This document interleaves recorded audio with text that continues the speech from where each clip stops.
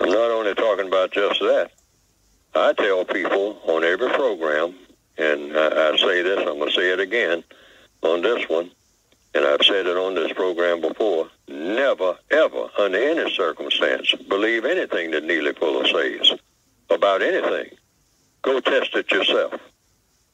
It ain't nothing like testing something yourself to the nth degree, and then see what you see. Because if you don't see what I saw, or I happen to be making an error, that ain't supposed to happen. That is not supposed to happen. Because in counter-racist science, you better be scientific, and you better not make any mistakes. Because if you're going to get rid of racism, you got to be mistake-proof. But I do make mistakes. That's why I say I invite people, because I don't mind making mistakes, because whatever mistakes I'm making, I don't want to keep making them. So anything that I say that doesn't make sense even, I mean, examine it thoroughly. And if you have a suggestion about what to do about something, I mean, by all means, put that suggestion forward. Because this is not about personalities. This is not about Neely Fuller. This is about getting a job done. If you're going to go to the moon, you can't play around. You can't make mistakes if you're going to the moon. Otherwise, you're not going to get there, or you're not going to get back if you do go. You better, and anybody who is, astronauts and people who are in what you call astrophysics and all like that, people that know about aerodynamics and all like that, the mathematicians, like recently I understand they have made a movie about some black ladies who were mathematicians. You can't play around with that.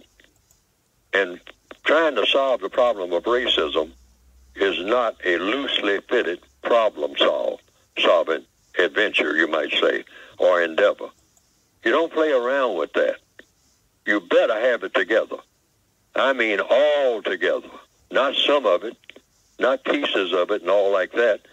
But nobody knows about, how racism works to the nth degree, including Neely Fuller. Otherwise, this problem would have been solved. The only experts on racism, white supremacy, are whom? The racists themselves.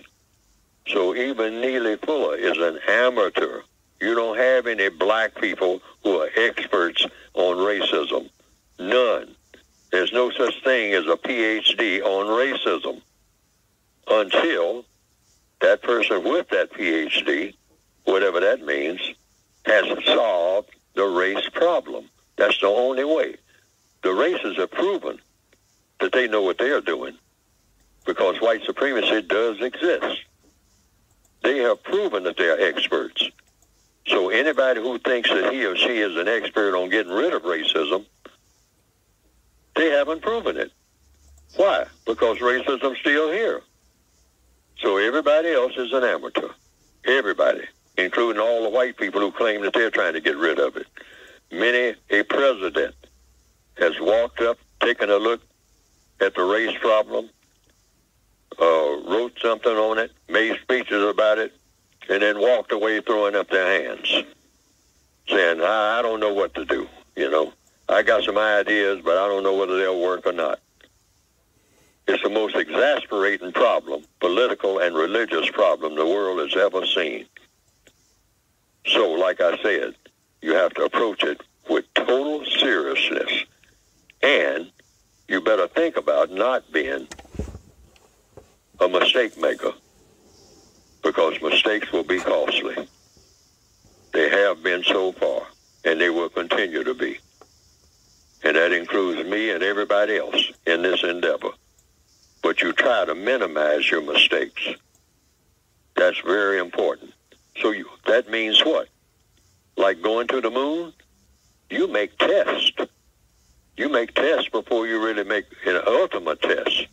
You run tests on things. If you have a theory or something like that, you get out there and test it.